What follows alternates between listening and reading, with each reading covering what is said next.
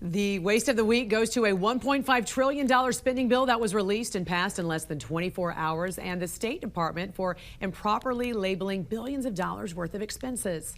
Joining us now, the president and CEO of OpenTheBooks.com, Adam Andrzejewski. Adam, great to see you this morning. Happy Friday. Good morning to you. Happy Friday, Jan. So ahead of President Biden signing the $1.5 trillion spending bill, the House did release and pass this bill in 24 hours. Were lawmakers and American citizens even able to even read the bill before it was passed in the House? No, it was 2,700 pages long, Jan. I mean, when's the last time you've read 10 books? I mean, lawmakers voted on this thing. They didn't know what they were voting on, but Republicans cheered because the Department of Defense, their budget went up by 6%. Democrats cheered because the social service agencies and executive agencies, their spending went up by 7%. However, it was passed so fast, nobody knew what was in there, and you and I, we're paying the bill, Jane. Right. And there's so much wasteful spending in it. Let's talk about some of the wasteful spending that you found in there. You found $3 million to go to Guam for fishermen right there, $1 million to a refrigerator training facility. What is some of this? Farm to refrigerator training facility? What is some of this stuff? A museum in Vermont, GMU Center for Climate Change. What is all this stuff, Adam? So, Jan, those are just 4 examples out of 4,400 examples of what's called earmarks.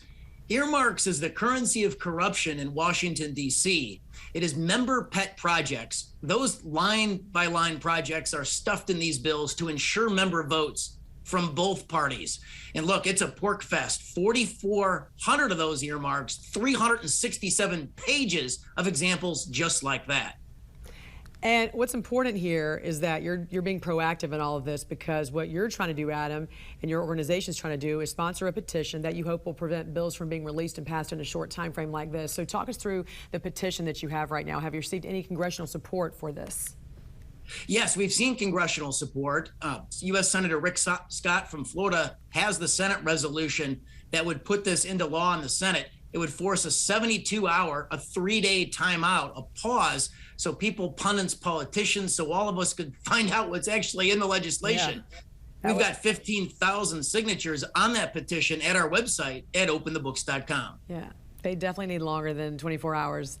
You also took a look at the U.S. Inspector General ruling that the State Department improperly labeled $4.7 billion worth of expenses. How in the world did that happen? So the State Department didn't know where to place $4.7 billion worth of expenses. They didn't know which fund account to put it in. Can't imagine if you did this at a Fortune 500 company. People would be fired and your stock price would plummet.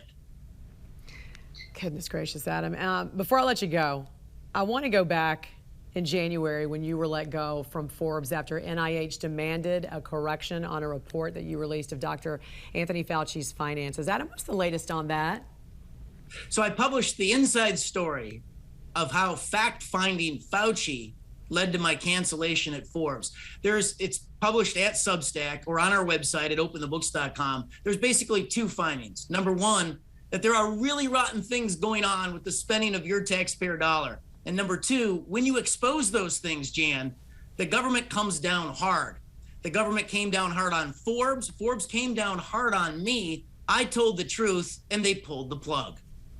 All right, Adam, best of luck to you. I hope you have a great weekend. Thanks for joining us this morning here on the National Desk. We appreciate it. Thank you.